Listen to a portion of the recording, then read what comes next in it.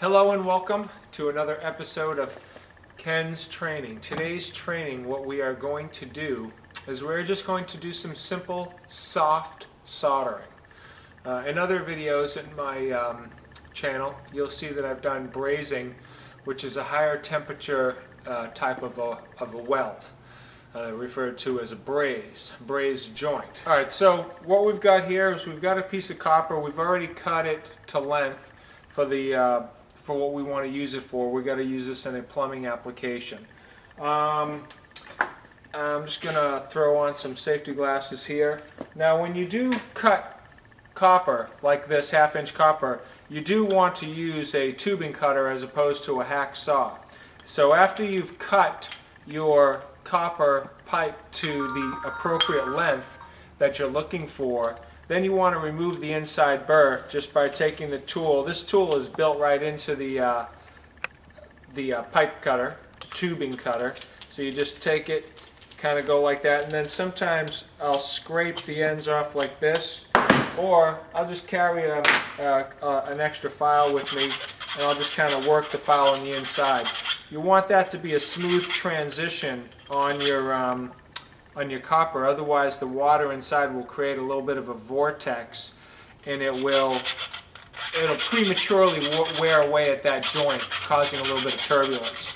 So just in order to prevent that, you just want to keep that nice and smooth. So that's it for the copper. When you do your trimmed edges like that. Now, I want to prep this copper and get it ready for soldering. So I take some emery cloth, and I'm just going to work the ends here. Now, instead of using emery cloth, what you could do is you could take this tool here, which is specifically designed for copper, 3/4 and 1/2 inch. Just simply put it in there and push it through till the copper is just about flush at the other end, and just rotate that around. And you'll see how nice and clean this copper is. So even though this copper is brand new, of course you need to clean this copper. And when it comes to soft solder, and then I always take a rag, and if there's any grit or anything, I want that to be nice and clean. I'm going to lay that down on my surface there to keep it nice and clean. Now, on the fittings, again, 3/4 of an inch, 1/2 inch. You just want to take that, depress it in, and you want to rotate that just for, I'll show you how long. Okay, about that much. That's one fitting. And here's the second fitting.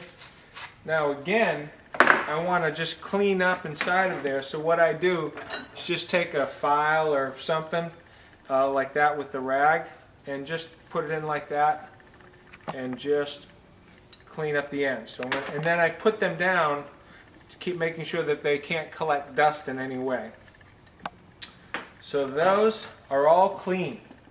Now, my next step is to take some flux.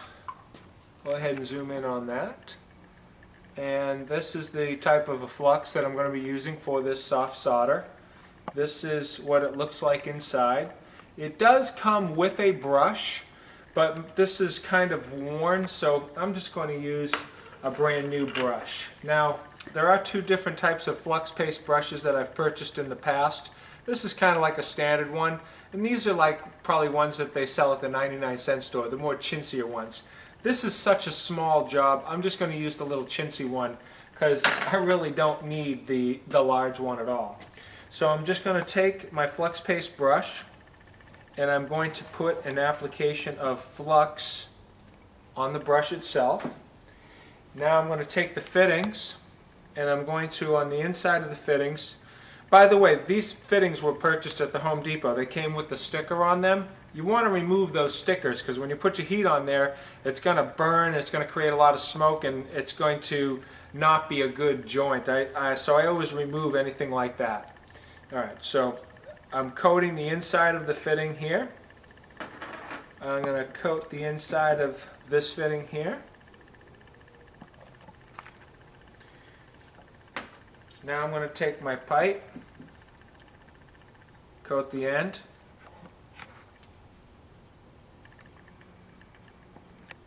And I'm going to go ahead and slip that on, and I'm going to depress it all the way until it's fully seated. And then I give it a little twist. Now I'm going to do the same for the opposite side.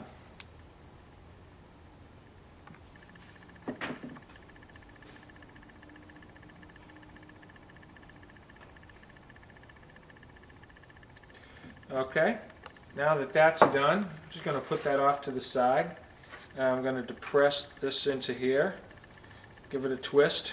Okay, this is ready to be soldered up.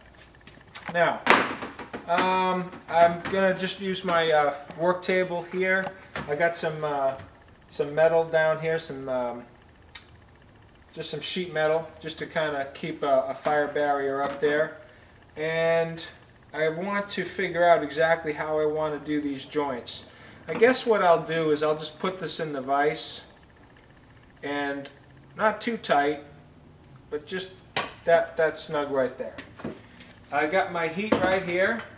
I got a bucket of water. I've got a fire extinguisher right over here on my left, and I've got my solder right here. This particular solder, I believe, is a lead-free solder, the standard solder that they sell. I'm not exact sure of the makeup of this solder. And I got my flux right nearby.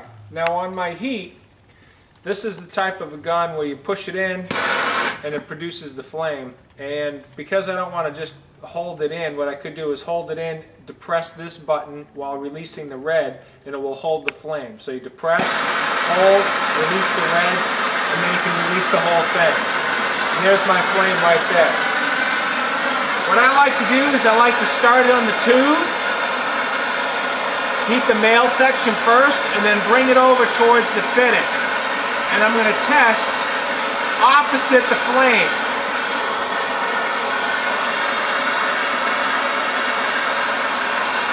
And then I'm going to pull the heat this way and put the solder here, and through capillary action it will draw into the joint.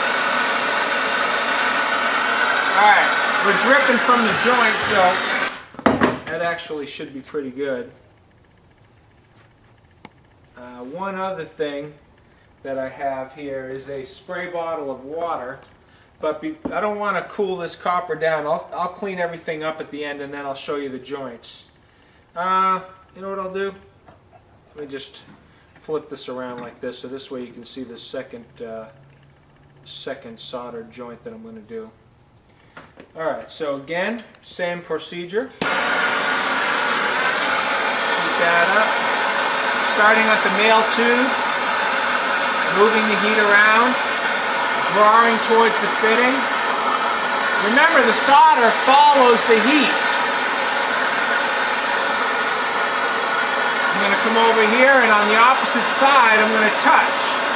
Now I can see it being drawn in. There. A drop of solder dropped onto the ground, telling me that the joint is filled. So first I'm just going to wipe it down with a dry rag. Now I'm going to cool the joint with some a spray bottle of water.